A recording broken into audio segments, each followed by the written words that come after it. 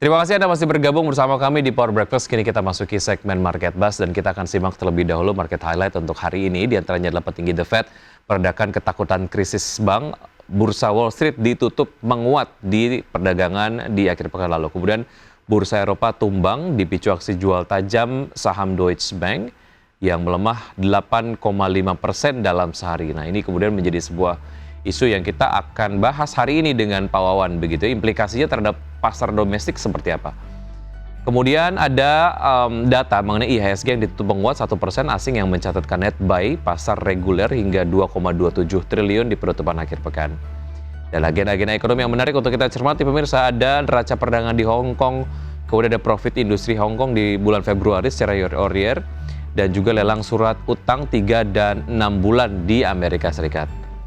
Dan berikutnya adalah agenda emiten untuk hari ini, diantaranya adalah ada BBNI, BPII, dan juga ESA yang menggelar KUM dividen tunai. Sementara BBRI menggelar DPS dividen tunai, BMRI menggelar X dividen tunai, dan ZADI dengan kode saham ZADI maksud kami menggelar RUPS. Dan berikutnya adalah data terakhir dari Bursa Efek Indonesia pemirsa terkait dengan penutupan dari IHSG di akhir pekan lalu di hari Jumat sore. IHSG bangkit dan juga ditutup naik 1,06% atau 70 poin ke posisi 6.762. Sektor teknologi memimpin penguatan naik 242%, sektor infrastruktur di posisi terlemah turun sebesar 0,43%. Dan kita akan ke pembukaan dari Bursa Asia pemirsa. Seperti Anda saksikan di layar televisi, untuk Nikkei dibuka menguat 0,32%, STI Singapura dibuka menguat 0,81%, di level 3.238, Kospi Korea dibuka melemah 0,35%, sementara Hang Seng Hong Kong dibuka melemah 0,59%.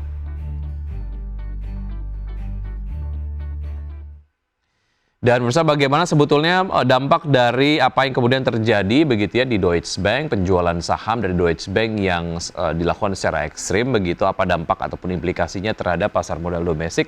Sudah tersambung melalui video conference ada Pak Wawan Hendrayana, Vice President dari Infovesta. Selamat pagi Pak Wawan.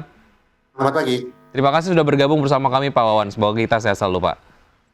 Amin. Baik. Pak Wawan, bicara mengenai apa yang kemudian terjadi di Deutsche Bank dan juga kita kemudian bandingkan dengan apa yang terjadi di SVB dan juga apa yang terjadi di Credit Suisse. Ada garis merahnya atau tidak? Jika kemudian ada, perlukah kita memiliki concern terkait dengan dampak yang terjadi di sana ke pasar domestik? Ya, sebenarnya yang terjadi pada SVB, Credit Suisse, dan Deutsche Bank, kalau SVB ini agak berbeda ya, karena memang dia punya bisnis yang sangat terfokus pada satu sektor, yaitu sektor teknologi, dan juga mismatch pada penempatan likuiditasnya.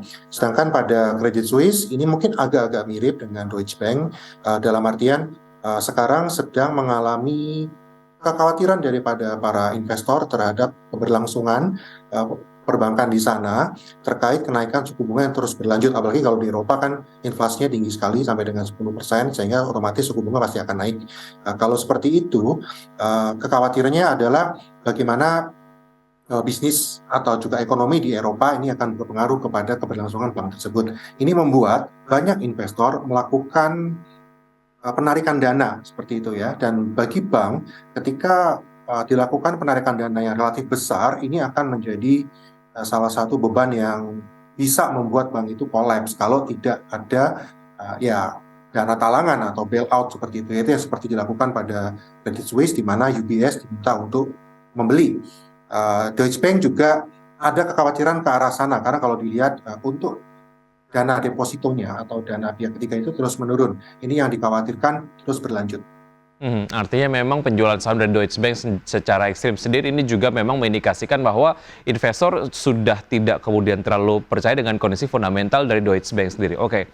Selain kemudian ini akan berdampak kepada sektor keuangan di Eropa ataupun mungkin akan menjalar ke beberapa zona yang lain begitu ya. Adakah kemudian dampak yang ditimbulkan ketika ada kondisi seperti ini akan berdampak ke sektor real dan mungkin juga akan berdampak kepada sektor-sektor tertentu yang berbasis ekspor komoditas di dalam negeri, Pak Wawan? Ya, Credit Suisse dan juga Deutsche Bank ini juga salah satu bank dengan yang memberikan kredit terbesar di dunia ya, terutama untuk Deutsche Bank itu sendiri. Tapi kalau untuk Indonesia sendiri sebetulnya dari sisi perbankan kita relatif tidak akan banyak terdampak oleh yang terjadi di luar sana. Ada 3 faktor. Faktor pertama adalah dari sisi investasi pada penempatan pada derivatif di Indonesia minim sekali, hampir tidak ada. Jadi ini tidak akan berpengaruh besar. Lalu kedua dari sisi permodalan di Indonesia juga lebih baik. Ketiga, eksposur perbankan di Indonesia terhadap kepemilikan SUN atau surat utang negara kita itu tidak terlalu besar, mungkin sekitar 15-20% saja. Jadi meskipun suku bunga naik, ini tidak berdampak sebesar pada perbankan di luar sana yang penempatan pada SUN-nya sampai 50-60% gitu ya. Apalagi kalau kita lihat laporan keuangan daripada bank di Indonesia tahun lalu sangat-sangat baik, dan di bulan ini lagi banjir dividen kita dari para perbankan, rata-rata besar-besar. Memang kekhawatirannya adalah, oh itu kan hasil kinerja tahun lalu, kalau tahun ini seperti apa. Tapi dengan kondisi perekonomian yang ada di Indonesia, seharusnya dampak kepada perbankan kita itu lebih kepada sentimen negatif saja. Kalau dari sisi kinerja belum ada masalah, karena perbankan kita rata-rata juga besarnya masih di dalam negeri saja. Oke, itu setidaknya menjadi sebuah analisis yang cukup membuat investor dalam negeri kemudian cukup tenang begitu ya. Ini kemudian juga terbukti dari apa yang terjadi di IHSG di penutupan perdagangan di Jumat lalu yang kemudian ditutup di zona hijau. Oke, kalau kita lihat dari exposure kenaikan suku bunga acuan, apakah itu di zona Eropa dan juga di Amerika Serikat sendiri, ini adalah menjadi sebuah dampakkah yang terasa oleh bank-bank tadi, dan sejauh mana ini seharusnya kemudian menjadi sebuah input yang cukup bold terhadap kebijakan-kebijakan suku bunga bank sentral di zona-zona tersebut ke depannya, Pak Wawan? Ya, kalau kenaikan suku bunga kan kita lihat di The Fed sendiri ya, dari dulu hanya 0,25, sekarang 4,75. Sementara kalau di Indonesia sendiri, BI Repo Rate itu terendahnya di 3,5, 3,25, sekarang di 5,75. Jadi otomatis dampak kenaikan suku bunga di luar sana jauh lebih terasa bagi para pemegang obligasi, terutama obligasi sovereign gitu. Sementara kalau di Indonesia memang ada penurunan harga obligasi, tetapi tidak sebesar yang terjadi pada di Eropa maupun di Amerika sana. Jadi karena ada seperti itu, dan juga adanya krisis perbankan ya, baik di Amerika maupun di Eropa, banyak analis, saya termasuk, ini melihat seharusnya The Fed tidak akan terlalu agresif lagi untuk menaikkan suku bunga. Jadi beberapa pendapat melihat bahwa kenaikan suku bunga The Fed mungkin hanya akan ada 1 atau 2 kali lagi maksimal, di 5 sampai dengan 5,25%. Kalau itu terjadi, ya seharusnya sudah cukup stabil untuk kondisi industri obligasi ya. Harapannya ini bisa memberikan angin segar juga kepada IHSG di tanah air. Oke, walaupun memang The Fed beberapa waktu yang lalu menaikkan suku bunganya 25 basis point begitu ya, ini mengindikasikan apa? Apakah kemudian The Fed melihat, oke, walaupun memang tingkat suku bunga acuannya naik, tapi nggak terlalu khawatir lah dengan kondisi fundamental perbankan yang ada di sana begitu. Analisis dari Anda seperti apa, Pak Wawan? Dan sejauh mana ini kemudian menjadi pola yang akan di copy paste nanti di Eropa? Ya, kalau kita bicara tentang The Fed, sebenarnya mereka objektifnya itu adalah menurunkan inflasi ya, mengontrol inflasi yang waktu itu sampai dengan 8-9% di Amerika Serikat. Saat ini sudah di 6%, sudah turun cukup lumayan. Dan diharapkan ini turun terus, karena target dari The Fed adalah inflasi itu kembali ke 2-3%. Dan kalau salah satu cara yang dilakukan oleh The Fed adalah menaikkan suku bunga untuk mengerem likuiditas yang ada di sana.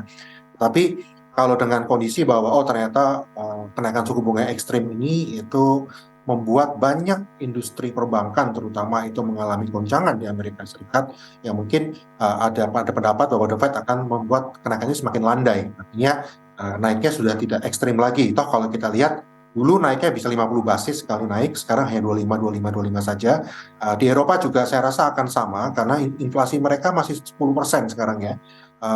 Memang kalau di Eropa sana salah satu pendorong inflasi adalah justru kan harga energi akibat perang Rusia-Ukraina. Jadi kalau dilihat seperti itu, seharusnya penurunan inflasi energi mungkin harusnya agak lama. Tapi saya rasa kenaikan suku bunga akan mulai melandai di tahun 2023 ini. Bahkan proyeksi para analis itu adalah bisa turun di tahun depan. Baik, bagaimana proyeksi dari kenaikan suku bunga acuan dari The Fed sendiri yang kemudian melandai ini dapat menjadi sebuah bekal terhadap kinerja IHSG ke depan? Sebelum saya ke saham-saham pilihan di pagi hari ini, saya akan bahas terlebih dahulu tadi yang kita sudah sampaikan sebelum jeda Pak Wawan, sejauh mana prediksi mengenai melandainya agresivitas dari The Fed sendiri untuk menaikkan tingkat suku bunga acuannya ke depan, ini akan berdampak cukup signifikan terhadap IHSG? Ya, untuk ISG sendiri sebetulnya fokusnya lebih kepada seperti apa pertumbuhan laba para emiten di Indonesia ya. Jadi kalau melandainya pertumbuhan atau kenaikan suku bunga di The Fed, harapannya adalah membuat kenaikan suku bunga di dalam negeri juga akan mereda, dan ini artinya cost of fund dari para emiten, para masyarakat untuk melakukan kredit atau peminjaman uang yang digunakan bisa untuk produksi, bisa untuk konsumsi, ini juga bisa naik. Ini yang diharapkan sih akan memicu memutar perekonomian di Indonesia.